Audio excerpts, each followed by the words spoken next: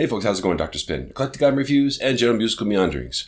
Welcome to part 2 of my Tier 1 Music Festival, all new music that's going to set the bar for everything we'll listen to this year going forward. And as I said in my last post, there's a couple of things I'm trying to do a little bit differently this year as far as the organization of these posts go. Usually it would just be kind of just a bunch of stuff scattered to the wind, but this time I'm trying to make it a little bit easier for folks to digest and easier for me to kind of keep track of it in my mind. So what I tried to do is put stylistically adjacent projects on the same post, if at all possible. So if you listen to it, maybe if you like one of these artists, you might like the rest of them. It won't be so much like left turns where you listen to a heavy metal album and then suddenly a rap album. I've taken great joy in those kinds of contrasts in the past, but I think they can kind of be confusing to the passive listener. So we're trying it this way out. And this time around, I'm looking at sort of arguably R&B artists whose style spills over into way other genres and they become really undefinable in the way that they mix styles together. The first of these on this post is returning favorite, Amythyst Kiah, with her new album, Still and Bright.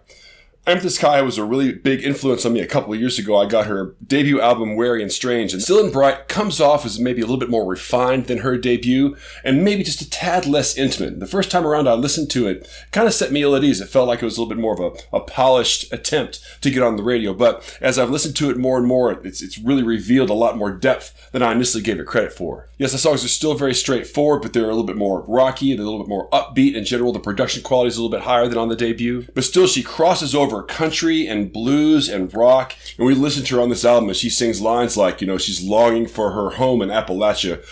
You can really believe that that's where she's coming from. Her approach is very authentic and it speaks with a lot of authority, and I think that in many ways this album will grow on me in the same way that her debut did.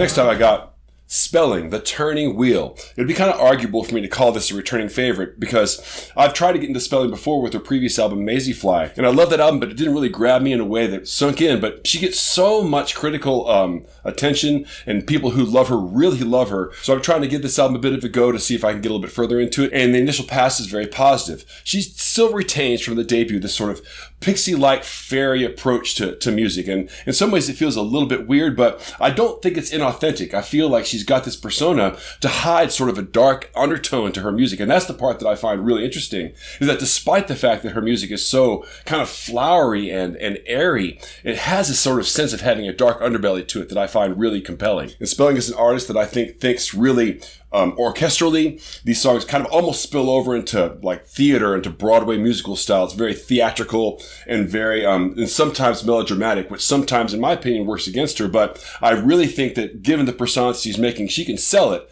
and the moments that it sells, it really makes this album stand out.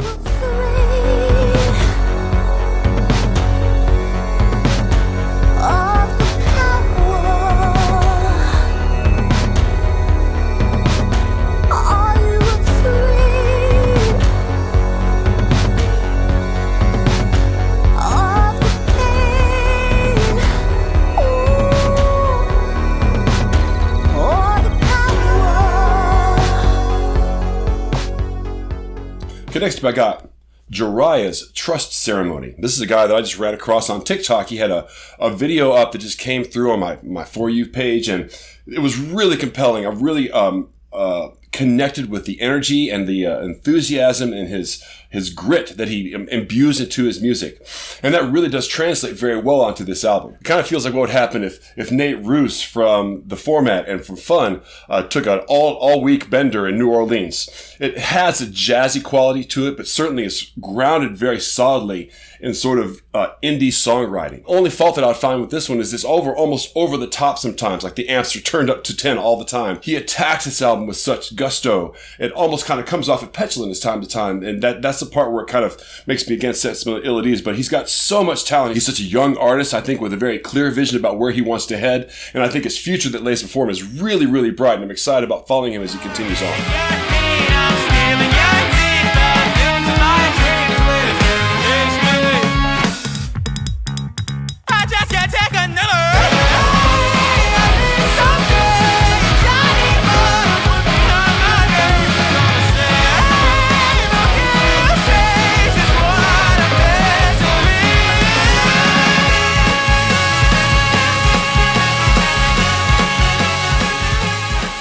And finally, I got Prince's Controversy. I've got a pretty good run of Prince's albums from that golden period of his where you talk about from Purple Rain to about 1992. But there's some holes in there, and some of those holes happened what happened before Purple Rain, as Prince was sort of gearing up for this. And in many ways, I think you can look at Controversy as sort of the prequel to Purple Rain. Certainly, I think you see him developing the persona that he would use to inhabit that phase of his career. As the title suggests, he leans into controversy, both in terms of sexuality and religion, all the things that made the conservative members of society who started the satanic panic. This is the stuff that just triggered them constantly all the time. And Prince always took great joy in that because it just brought him more visibility. But what's really interesting about this album, I think, if you look at the big picture, is how little really Prince changed from this album going into Purple Rain. If you look at the way he reinvented himself from album to album to album, Prince's persona was always very different. But here, I think, really was this sort of primordial cocoon that he was put himself in to end up making Purple Rain. And the songs in this album are really, of course, fantastic. You can kind of see that this is the beginning of an arc that sort of ends with Sign of the Times, I think. But like a lot of Prince's albums, there are a couple of songs on here that are sort of throwaway artist statement things where you really just want to put something out and make a statement. It was more about the statement he was trying to make in the context of the album than the actual song itself. And I'm not sure if those instances, like Anti-Christian, for example, will torpedo the project going forward, but it is really great to listen to an era of Prince's music that it didn't make the radio, wasn't very familiar as much as some of his other stuff.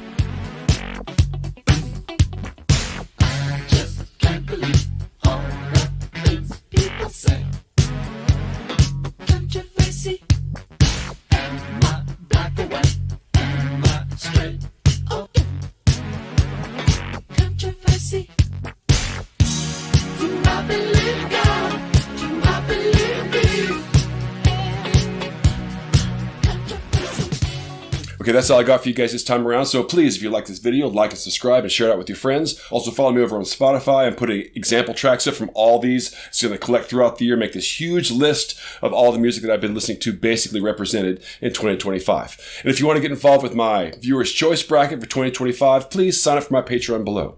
And until you see you next time, I'll catch you guys on the flip side.